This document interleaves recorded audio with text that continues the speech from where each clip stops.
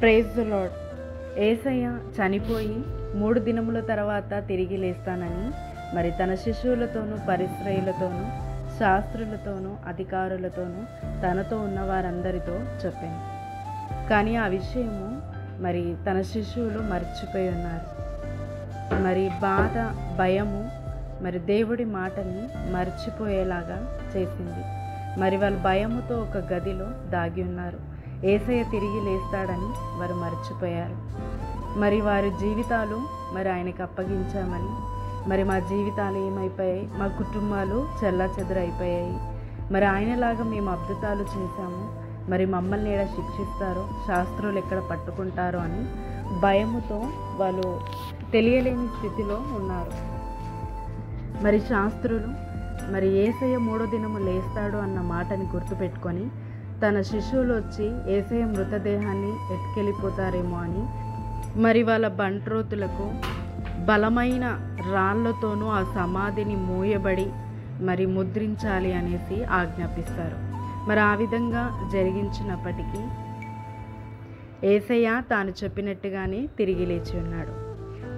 మరి ఆదివారము తెల్లవారుజామున మగ్దలేని మరియా మరి సుగంధ గ్రంథములతోనూ మరి దేవునికి మరి అర్పించుటకు ఆ సమాధి దగ్గర వచ్చి ఉన్నది. మరి అక్కడ సమాధి తెరవబడుటను, అక్కడ దేవదూతలు కూర్చొని ఉండుటను, మరి ప్రభువు అక్కడ లేడని చూచి భయపడి ఏడుస్తుంటుంది. అప్పుడు మరి అక్కడున్న దూతలు మరి ఇలాగా మాట్లాడతారు. లూకా సువార్త 24వ అధ్యాయము 5వ వచనము. సజీవుడైన వానిని మీరెందుకు మృతులలో వెతుకుచున్నారు? ఆయన ఇక్కడ లేడు, ఆయన లేచి ఉన్నాడు. దూతలు చెప్పినప్పుడు మరి మగ్దలేని మరియా యేసయ్య చెప్పిన మాటలని గుర్తు తెచ్చుకొని నిజంగా ఆయన లేచి ఉన్నాడు, పునరుద్ధానం అయ్యాడని మరి పరిగెత్తుకొని వెళ్ళి తన శిష్యులకి, తన సహోదరులకి తెలియజేసింది. మరి వాళ్ళు కూడా నమ్మినప్పుడు వాళ్ళు కూడా విశ్వాసం ఉంచి మరి గలిలయలో మరి యేసయ్య వాళ్ళకి కనిపించడము జరుగుతుంది. ప్రభు మాట్లాడతాడు. మరి యేసయ్య పునరుద్ధానమై అనేకులకి కనుపరుచుకున్నాడు. యేసయ్య తాను చెప్పినట్టుగానే తిరిగి లేచి ఉన్నాడు. చాలాసార్లు మన జీవితంలో బాధలు, భయము, దేవుడు చెప్పిన మాటలని మర్చిపోతాము. సమస్యల నుండి, బాధల నుండి ఎలా తప్పించుకోవాలో అర్థం కాదు.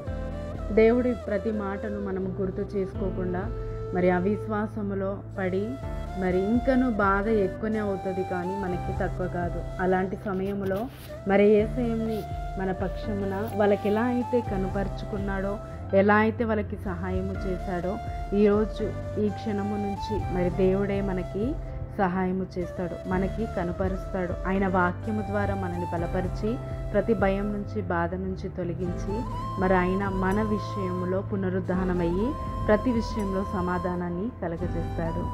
హల్లెలూయా, ఆమేన్. ప్రార్థన. తండ్రి, యేసుక్రీస్తు నామమున ప్రార్థిస్తున్నాము.